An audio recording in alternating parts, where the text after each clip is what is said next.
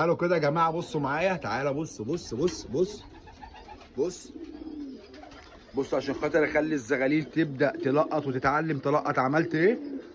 حطيت مكلف قدام الصفيحه بتاعتهم اهو. امهم وامهم بياكلوا فهم بيقلدوهم وهيزقوهم برضه اهو. اهو ما شاء الله. بص اهو. يبقى انا كده بضرب عصفورين بحجر، بعود الزغلول اللي هو يلقط، وفي نفس الوقت بخلي الاهالي تبقى جنب منهم وتزقهم اهو. ما شاء الله. نقولوا ما شاء الله يا جدعان. نكتب كلنا في الكومنتات ما شاء الله. ولو مش عامل متابعه اعمل لي متابعه، ان شاء الله تستفادوا ان شاء الله في قناتنا وتشوفوا كل جديد.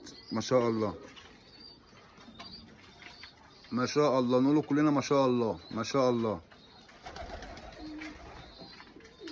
بص بص بياكلوهم اهو. بص بياكلوهم ازاي. بيزقوا التلاتة، بيزقوا التلاتة اهو. ما شاء الله عليهم. من احلى اللحظات اللي بحبها عند الحمام يا جماعه، اللحظه دي من احلى اللحظات اللي بحبها عند الحمام. يا جدعان دي غايه عيش، اقسم بالله عيش يا رجاله. الناس عماله تتخانق، انت بتنش وانت بتفرخ وانت بتعمل. انا بحب الحمام في كل حالاته، انا بحبه وبحب الناس الرايقه. السلام عليكم ورحمه الله وبركاته.